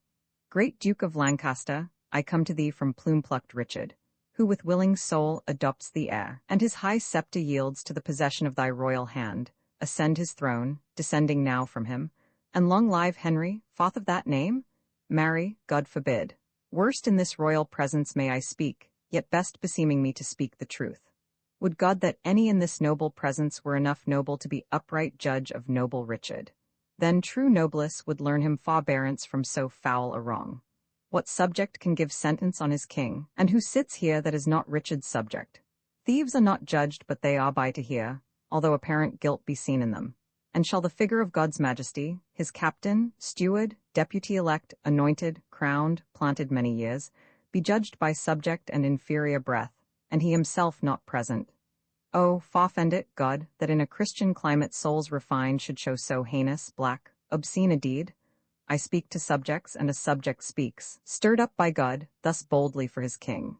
My lord of Hereford here, whom you call king, is a foul traitor to proud Hereford's king, and if you crown him, let me prophesy, the blood of English shall manure the ground, and future ages groan for this foul act. Peace shall go sleep with Turks and infidels, and in this seat of peace tumultuous wars shall kin with kin and kind with kind confound. Disorder, horror, fear and mutiny shall here inhabit, and this land be called the field of Golgotha and dead men's skulls. Oh, if you raise this house against this house, it will the woefulest division prove that ever fell upon this cursed earth. Prevent it, resist it, let it not be so, lest child's children, cry against you woe. Well have you argued, sir, and for your pains of capital treason we arrest you here. My lord of Westminster, be it your charge to keep him safely till his day of trial. May it please you, lords, to grant the commons' suit. Fetch hither Richard, that in common view he may surrender, so we shall proceed without suspicion. Lords, you that here are under our arrest, procure your sureties for your days of answer. Little are we beholding to your love, and little looked for at your helping hands. Alack, why am I sent for to a king, before I have shook off the regal thoughts wherewith I reigned? I hardly yet have learned to insinuate, flatter, bow, and bend my limbs, give sorrow leave a while to tutor me to this submission. Yet I well remember the favors of these men, were they not mine? Did they not sometime cry, All hail? To me? So Judas did to Christ, but he in 12 found truth in all but one. I in 12,000 none. God save the king, will no man say amen, am I both priest and clock? Well then, amen, God save the king, although I be not he, and yet amen, if heaven do think him me. To do what service am I sent for hither? To do that office of thine own good will which tired majesty did make thee offer, the resignation of thy state and crown to Henry Bolingbroke. Give me the crown. Here, cousin, seize the crown. Here, cousin, on this side my hand, and on that side yours. Now is this golden crown like a deep well that owes 2 buckets, filling one another, the emptier ever dancing in the air, the other down, unseen and full of water. That bucket down and full of tears am I, drinking my griefs whilst you mount up on high. My crown I am, but still my griefs are mine. You may my glories and my state depose, but not my griefs, still am I king of those. Your cares set up do not pluck my cares down. My care is loss of care, by old care done. Your care is gain of care, by new care won. The cares I give I have, though given away. They tend the crown, yet still with me they stay. I no, I, for I must nothing be, therefore no, for I resign to thee. Now mock me, how I will undo myself. I give this heavy weight from off my head, and this unwieldy sceptre from my hand, the pride of kingly sway from out my heart. With mine own tears I wash away my balm, with mine own hands I give away my crown, with mine own tongue deny my sacred state, with mine own breath release all duty's rights. All pomp and majesty I do forswear. My manors, rents, revenues I forego, my acts, decrees, and statutes I deny. God pardon all oaths that are broke to me. God keep all vows unbroke that swear to thee. Make me that nothing have, with nothing grieved, and thou with all pleased that haste all achieved. Long mayst thou live in Richard's seat to sit, and soon lie Richard in an earthy pit. God save King Harry, unkinged Richard says, and send him many years of sunshine days. What more remains? No more, but that you read these accusations and these grievous crimes committed by your person and your followers against the state and profit of this land, that by confessing them, the souls of men may deem that you are worthily deposed. Must I do so? And must I ravel out my weaved-up folly?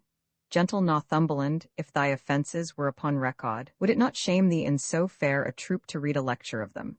If thou wouldst, there shouldst thou find one heinous article, containing the deposing of a king and cracking the strong warrant of an oath, marked with a blot, damned in the book of heaven. Nay, all of you that stand and look upon, whilst that my wretchedness doth bate myself, though some of you with pilate wash your hands showing an outward pity, yet you pilates have here delivered me to my sour cross, and water cannot wash away your sin. Mine eyes are full of tears, I cannot see, and yet salt water blinds them not so much but they can see a sort of traitors here. Nay, if I turn mine eyes upon myself, I find myself a traitor with the rest, for I have given here my soul's consent to undeck the pompous body of a king, made glory base and sovereignty a slave, proud majesty a subject, state a peasant. No laud of thine, thou hot insulting man, no man's laud. I have no name, no title, no, not that name was given me at the font, but 'tis usurped. Alack the heavy day, that I have won so many winters out, and know not now what name to call myself.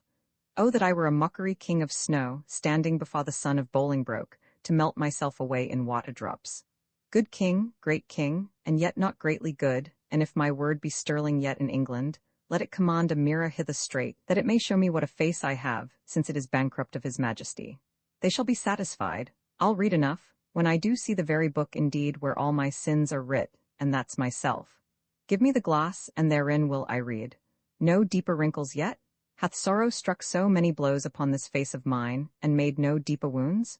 O flattering glass, like to my followers in prosperity, thou dost beguile me. Was this face the face that every day under his household roof did keep 10,000 men? Was this the face that, like the sun, did make beholders wink? Was this the face that faced so many follies, and was at last outfaced by Bolingbroke?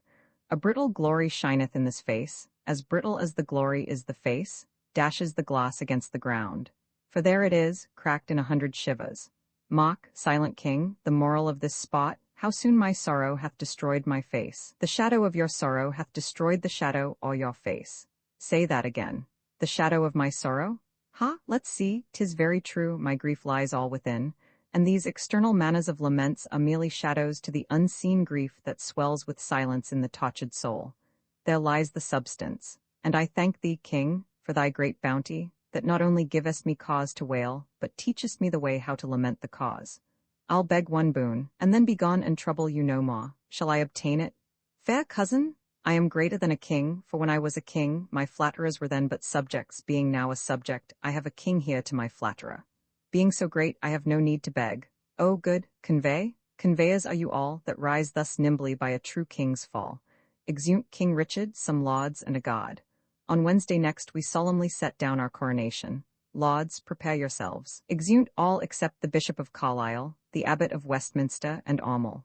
The woes to come, the children yet unborn, shall feel this day as sharp to them as thorn. You holy clergymen, is there no plot to rid the realm of this pernicious blot? My lord, before I freely speak my mind herein, you shall not only take the sacrament to bury mine intents, but also to effect whatever I shall happen to devise. I see your brows are full of discontent, your hearts of sorrow, and your eyes of tears. Come home with me to supper, and I'll lay a plot shall show us all a merry day. Exeunt. Act V. Scene I. London. A street leading to the Tower. This way the king will come. This is the way to Julius Caesar's ill-erected tower, to whose flint bosom my condemned lord is doomed a prisoner by proud Bolingbroke. Here let us rest, if this rebellious earth have any resting for her true king's queen. But soft, but see, or rather do not see, my fair rose wither. Yet look up, behold, that you in pity may dissolve to dew, and wash him fresh again with true love tears. Ah, thou, the model where old Troy did stand, thou map of honour, thou King Richard's tomb, and not King Richard.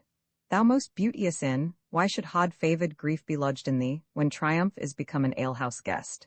Join not with grief, fair woman, do not so, to make my end too sudden. Learn, good soul, to think our former state a happy dream, from which awaked the truth of what we are shows us but this. I am swan brother, sweet to grim necessity, and he and I will keep a league till death. Hie thee to France and cloister thee in some religious house. Our holy lives must win a new world's crown, which our profane hours here have stricken down. What, is my Richard both in shape and mind transformed and weakened? Hath Bolingbroke deposed thine intellect? Hath he been in thy heart? The lion dying thrusteth forth his paw, and wounds the earth, if nothing else, with rage to be o'erpowered. And wilt thou, pupil-like, take thy correction mildly, kiss the rod, and fawn on rage with base humility, which ought a lion and a king of beasts. A king of beasts, indeed, if aught but beasts, I had been still a happy king of men. Good sometime queen, prepare thee hence for France, think I am dead, and that even here thou takest, as from my deathbed, thy lost living leave. In winter's tedious nights sit by the fire with good old folks, and let them tell thee tales of woeful ages long ago betid, and ere thou bid good night to quit their griefs, tell thou the lamentable tale of me, and send the hearers weeping to their beds. For why the senseless brands will sympathize the heavy accent of thy moving tongue, and in compassion weep the fire out. And some will mourn in ashes, some coal-black, for the deposing of a rightful king. My lord, the mind of Bolingbroke is changed, you must to Pomfret, not unto the Tower. And madam, there is odd a time for you, with all swift speed you must away to France. Northumberland, thou ladder wherewithal the mounting Bolingbroke ascends my throne, the time shall not be many hours of age more than it is ere foul sin-gathering head shalt break into corruption. Thou shalt think, though he divide the realm and give thee half, it is too little, helping him to all. And he shall think that thou, which know'st the way to plant unrightful kings, wilt know again, being ne'er so little urged, another way to pluck him headlong from the usurped throne. The love of wicked men converts to fear, that fear to hate, and hate turns one or both to worthy danger and deserved death. My guilt be on my head and there an end.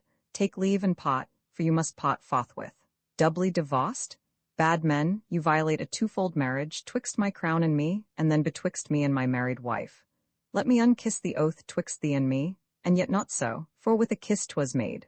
Part us, Northumberland, I toward the north, where shivering cold and sickness pines the clime, my wife to France. From whence, set forth in pomp, she came adorned hither like sweet May, sent back like hallomers or shots of day. So two, together weeping, make one woe. Weep thou for me in France, I for thee here, better far off than near, be near the near. Go, count thy way with sighs, I mine with groans. Twice for one step I'll groan, the way being short, and piece the way out with a heavy heart. Come, come, in wooing sorrow let's be brief, since, wedding it, there is such length in grief. One kiss shall stop our mouths, and dumbly part. Thus give I mine, and thus take I thy heart.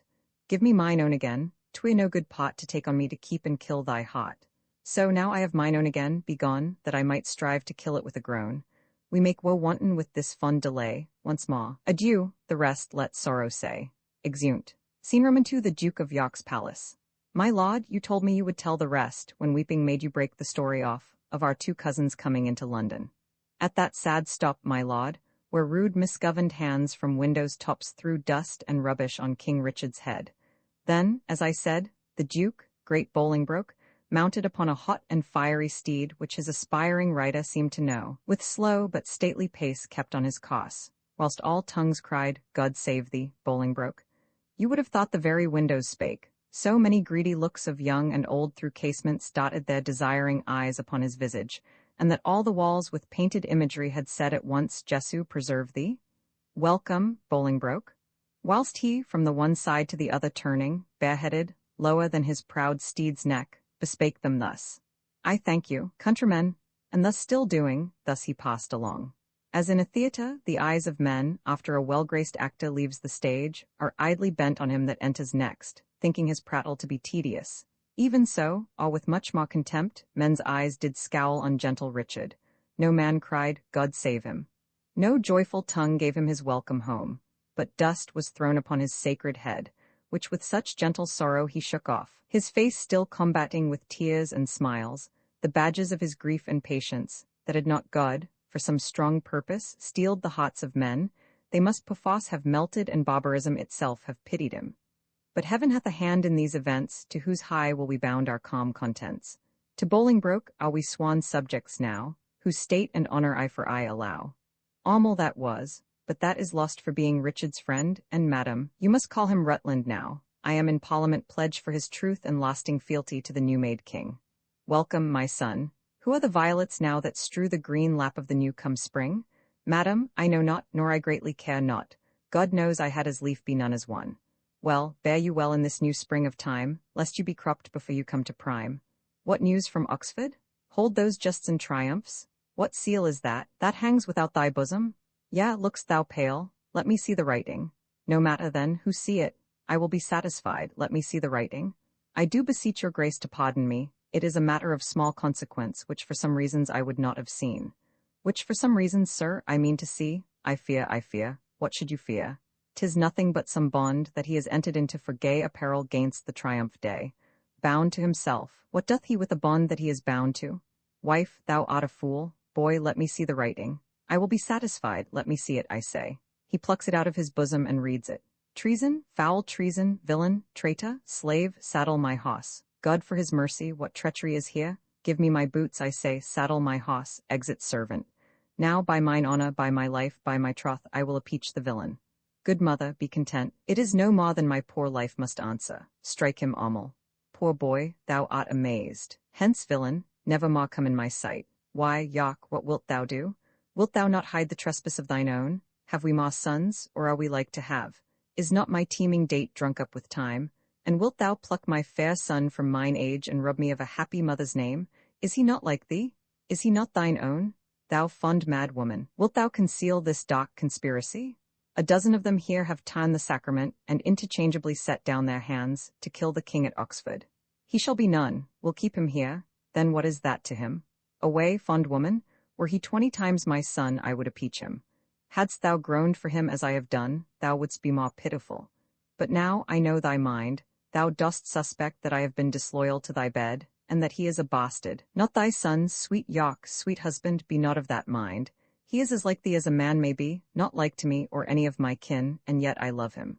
After, Amal, mount thee upon his horse, spur post, and get before him to the king, and beg thy pardon ere he do accuse thee. I'll not be long behind, though I be old, I doubt not but to ride as fast as Yock, and never will I rise up from the ground till Bolingbroke have pardoned thee. Away, be gone. Exeunt. Scene Roman 3, a royal palace. Can no man tell me of my unthrifty son? 'Tis full 3 months since I did see him last. If any plague hang over us, 'tis he. I would to God, my lords, he might be found. Inquire at London, mongst the taverns there, for there, they say, he daily doth frequent with unrestrained loose companions, even such, they say, as stand in narrow lanes and beat our watch, and rob our passengers, which he, young wanton and effeminate boy, takes on the point of honor to support so dissolute a crew. My lord, some 2 days since I saw the prince, and told him of those triumphs held at Oxford. His answer was, he would unto the stews, and from the commonest creature pluck a glove, and wear it as a favour, and with that he would unhoss the lustiest challenger. As dissolute as desperate, yet through both I see some sparks of better hope, which elder years may happily bring forth. But who comes here? What means our cousin that he stares and looks so wildly? God save your grace. I do beseech your majesty to have some conference with your grace alone. Withdraw yourselves and leave us here alone. Exeunt Percy and lauds. What is the matter with our cousin now? For ever may my knees grow to the earth, my tongue cleave to my roof within my mouth, unless a pardon ere I rise or speak. Intended or committed was this fault? If on the first, how heinous ere it be, to win thy after-love I pardon thee. Then give me leave that I may turn the key, that no man enter till my tale be done. Within, my liege, beware, look to thyself, thou haste a traitor in thy presence there. Within, open the door, secure, foolhardy king, shall I for love speak treason to thy face? Open the door, or I will break it open. What is the matter, uncle? Speak, recover breath, tell us how near is danger, that we may arm us to encounter it. Peruse this writing here, and thou shalt know the treason that my haste forbids me show. Remember, as thou readst, thy promise past. I do repent me, read not my name there, my heart is not confederate with my hand. It was, villain, ere thy hand did set it down. I tore it from the traitor's bosom, king, fear, and not love, begets his penitence, forget to pity him, lest thy pity prove a serpent that will sting thee to the heart. O heinous, strong and bold conspiracy! O loyal father of a treacherous son! Thou sheer, immaculate and silver fountain, from when this stream through muddy passages hath held his current and defiled himself. Thy overflow of good converts to bad, and thy abundant goodness shall excuse this deadly blot in thy digressing son. So shall my virtue be his vice's bawd, and he shall spend mine honor with his shame, as thriftless sons their scraping father's gold. Mine honor lives when his dishonor dies, all my shamed life in his dishonor lies. Thou kill'st me in his life, giving him breath, the traitor lives, the true man's put to death. A woman and thy aunt, great king, 'tis I. Speak with me, pity me, open the door, a beggar begs that never begged before. Our scene is altered from a serious thing, and now changed to the beggar and the king. My dangerous cousin, let your mother in. I know she is come to pray for your foul sin. If thou do pardon, whosoever pray, ma sins for this forgiveness prosper may. This fested joint cut off, the rest sound, this let alone will all the rest confound. O king, believe not this hard-hearted man, love loving not itself none other can. Thou frantic woman, what dost thou make here? Shall thy old dugs once more a traitor rear? Not yet, I thee beseech, for ever will I walk upon my knees, and never see day that the happy sees, till thou give joy, until thou bid me joy, by pardoning Rutland, my transgressing boy. Against them both my true joints bended be. Ill mayst thou thrive if thou grant any grace. Pleads he in earnest? Look upon his face, his eyes do drop no tears, his prayers are in jest, his words come from his mouth, ours from our breast. He prays but faintly and would be denied. We pray with heart and soul and all beside. His weary joints would gladly rise, I know. Our knees shall kneel till to the ground they grow. His prayers are full of false hypocrisy, ours of true zeal and deep integrity. Our prayers do outpray his, then let them have that mercy which true prayer ought to have. Nay, do not say, stand up, say, pardon first and afterwards stand up. And if I were thy nurse, thy tongue to teach, pardon should be the first word of thy speech. I never longed to hear a word till now. Say, pardon, king, let pity teach thee how. The word is shot, but not so shot as sweet. No word like pardon for kings' mouths so meet. Dost thou teach pardon to destroy? Ah, my sour husband, my hard-hearted lord, that sets the word itself against the word, speak pardon as 'tis current in our land, the chopping French we do not understand. Thine eye begins to speak, set thy tongue there, or in thy piteous heart plant thou thine ear, that hearing how our plaints and prayers do pierce, pity may move thee, pardon to rehearse. I do not sue to stand, pardon is all the suit I have in hand. O happy vantage of a kneeling knee! Yet am I sick for fear, speak it again, twice saying pardon doth not pardon twain, but makes one pardon strong. With all my heart I pardon him. But for our trusty brother-in-law and the abbot, with all the rest of that consorted crew, destruction straight shall dog them at the heels. Good uncle, help to order several powers to Oxford, all where these traitors are. They shall not live within this world, I swear, but I will have them, if I once know where. Uncle, farewell, and cousin too, adieu, your mother well hath prayed and prove you true. Seen Roman for the same. Didst thou not mock the king, what words he spake? Have I no friend will rid me of this living fear? Was it not so? Have I no friend? Quoth he spake it twice and urged it twice together. Did he not? And speaking it, he wistly looked on me, and who should say, I would thou wert the man that would divorce this terror from my heart, meaning the king at Pomfret. Come, let's go. I am the king's friend and will rid his foe. Exeunt. Scene v. Pomfret Castle. I have been studying how I may compare this prison where I live unto the world, and for because the world is populous and here is not a creature but myself, I cannot do it. Yet I'll hammer it out. My brain I'll prove the female to my soul the father, and these two beget a generation of still-breeding thoughts, and these same thoughts people this little world, in humours like the people of this world, for no thought is contented. The better sought, as thoughts of things divine, are intermixed with scruples, and do set the word itself against the word, as thus, come, little ones, and then again, it is as hard to come as for a camel to thread the poston of a small needle's eye. Thoughts tending to ambition, they do plot unlikely wonders. How these vain weak nails may tear a passage through the flinty ribs of this hard world, my ragged prison walls, and for they cannot die in their own pride. Thoughts tending to content flatter themselves that they are not the first of fortune's slaves, nor shall not be the last, like silly beggars who sitting in the stocks refuge their shame, that many have and others must sit there. And in this thought they find a kind of ease, bearing their own misfortunes on the back of such as have before endured the like. Thus play I in one person many people, and none contented. Sometimes am I king. Then treasons make me wish myself a beggar, and so I am. Then crushing penury persuades me I was better when a king. Then am I kinged again, and by think that I am unkinged by Bolingbroke, and straight am nothing. But whate'er I be, nor I nor any man that but man is with nothing shall be pleased, till he be eased with being nothing. Music do I hear? Music? Ha ha, keep time. How sour sweet music is, when time is broke and no proportion kept. So is it in the music of men's lives.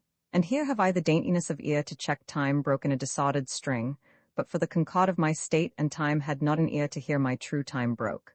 I wasted time, and now doth time waste me, for now hath time made me his numbering clock my thoughts a minutes, and with sighs they jaw their watches on unto mine eyes, the outward watch, whereto my finger, like a dial's point, is pointing still, in cleansing them from tears. Now, sir, the sound that tells what hour it is are clamorous groans, which strike upon my heart, which is the bell? So sighs and tears and groans show minutes, times, and hours. But my time runs posting on in Bolingbroke's proud joy, while I stand fooling here, his Jacko the clock. This music mads me, let it sound no more, for though it have holp madmen to their wits, in me it seems it will make wise men mad. Yet blessing on his heart that gives it me, for 'tis a sign of love, and love to Richard is a strange brooch in this all-hating world. Thanks, noble peer, the cheapest of us is 10 groats too dear. What art thou? And how comest thou hither, where no man never comes but that sad dog that brings me food to make misfortune live? I was a poor groom of thy stable, king, when thou wert king, who, travelling towards York, with much ado at length have gotten leave to look upon my sometimes royal master's face. Oh, how it yearned my heart when I beheld in London streets, that coronation day, when Bolingbroke rode on roan Barbary, that hoss that thou so often hast bestrid, that hoss that I so carefully have dressed. Rode he on Barbary? Tell me, gentle friend, how went he under him? So proud that Bolingbroke was on his back, that jade hath eat bread from my royal hand, this hand hath made him proud with clapping him. Would he not stumble? Would he not fall down, since pride must have a fall, and break the neck of that proud man that did usurp his back? Forgiveness, hoss? Why do I rail on thee, since thou, created to be awed by man, wast born to bear? I was not made a hoss, and yet I bear a burthen like an ass, spurred, galled, and tired by jouncing Bolingbroke. The devil take Henry of Lancaster and thee. Patience is stale, and I am weary of it. Beats the keeper. How now? What means death in this rude assault? Villain, thy own hand yields thy death's instrument, snatching an axe from a servant and killing him. Go thou and fill another room in hell. He kills another. Then Exton strikes him down. That hand shall burn in never-quenching fire that staggers thus my person. Exton, thy fierce hand hath with the king's blood stained the king's own land. Mount, mount, my soul! Thy seat is up on high, whilst my gross flesh sinks downward, here to die. Dies, as full of valor as of royal blood, both have I spilled. Oh, would the deed were good! For now the devil, that told me I did well, says that this deed is chronicled in hell. This dead king to the living king I'll bear, take hence the rest, and give them burial here. Exeunt. Scene vi Windsor Castle. Kind Uncle York, the latest news we hear is that the rebels have consumed with fire our town of Cester in Gloucestershire, but whether they be ta'en or slain we hear not. First, to thy sacred state wish I all happiness. The next news is, I have to London sent the heads of Oxford, Salisbury, Blunt, and Kent. The manner of their taking may appear at large discost in this paper here. We thank thee, gentle Percy, for thy pains, and to thy worth will add right worthy gains. My lord, I have from Oxford sent to London the heads of Brocas and Sir Bennet Seeley, 2 of the dangerous consotted traitors that sought at Oxford thy dire overthrow. Thy pains, Fitzwater, shall not be forgot. Right noble is thy merit, well I wot. The grand conspirator, Abbot of Westminster, with clog of conscience and sour melancholy hath yielded up his body to the grave, but here is Carlisle living, to abide thy kingly doom and sentence of his pride. Carlisle, this is your doom. Choose out some secret place, some reverend room, more than thou haste, and with it joy thy life. So as thou livest in peace, die free from strife, for though mine enemy thou hast ever been, high sparks of honor in thee have I seen. Great king, within this coffin I present thy buried fear. Herein all breathless lies the mightiest of thy greatest enemies, Richard of Bordeaux, by me hither brought. Exton, I thank thee not, for thou hast wrought a deed of slander with thy fatal hand upon my head and all this famous land. They love not poison that do poison need, nor do I thee. Though I did wish him dead, I hate the murderer, love him murdered. The guilt of conscience take thou for thy labor, but neither my good word nor princely favor. With Cain go wander through shades of night, and never show thy head by day nor light. Lords, I protest, my soul is full of woe, that blood should sprinkle me to make me grow. Come, mourn with me for that I do lament, and put on sullen black incontinent. I'll make a voyage to the Holy Land, to wash this blood off from my guilty hand, march sadly after. Grace my mornings here, in weeping after this untimely bier. Exeunt. Colophon Richard Roman II was published in 1595 by William Shakespeare. This ebook was produced for Standard eBooks by Emma Sweeney, and is based on a transcription produced in 1993 by Jeremy Hilton for the Massachusetts Institute of Technology, and on digital scans from the Hathai Trust Digital Library. The cover page is adapted from Richard Roman II, Resigning the Crown to Bolingbroke, a painting completed in 1876 by John Gilbert. The cover and title pages feature the League Spartan and Sots Mill Gaudy typefaces created in 2014 and 2009 by the League of Movable Type. This edition was released on July 8, 2025, 6:53 p.m., and is based on revision 86A0807. The first edition of this ebook was released on June 22, 2021, 5:39 p.m. You can check for updates to this ebook, view its revision history, or download it for different e-reading systems at standardbooksog/ebooks/William Shakespeare/Richard Roman II. The volunteer-driven Standard eBooks project relies on readers like you to submit typos, corrections, and other improvements. Anyone can contribute at Standard Booksog. Dramatis Personae King Richard II John of Gaunt, Duke of Lancaster, uncle to the King Edmund of Langley, Duke of York, uncle to the King Henry, surnamed Bolingbroke, Duke of Hereford, son to John of Gaunt, afterwards King Henry Roman IV Duke of Aumale, son to the Duke of York Thomas Mowbray, Duke of Norfolk, Duke of Surrey, Earl of Salisbury, Lord Berkeley Bushy, servant to King Richard Bagot, servant to King Richard Green, servant to King Richard Earl of Northumberland, Henry Percy, surnamed Hotspur, his son Lord Ross, Lord Willoughby, Lord Fitzwater, Bishop of Carlisle, Abbot of Westminster, Lord Marshal, Sir Stephen Scrope, Sir Piers of Exton, Captain of a band of Welshmen, Queen, to King Richard, Duchess of York, Duchess of Gloucester, Lady attending on the Queen, Lords, heralds, officers, soldiers, 2 gardeners, keeper, messenger, groom, and other attendants seen. England and Wales. Richard Roman II. Imprint. This ebook is the product of many hours of hard work by volunteers for Standard ebooks and builds on the hard work of other literature lovers made possible by the public domain. This particular ebook is based on a transcription from the Massachusetts Institute of Technology and on digital scans from the Hathaway Trust Digital Library. The source text and artwork in this ebook are believed to be in the United States public domain.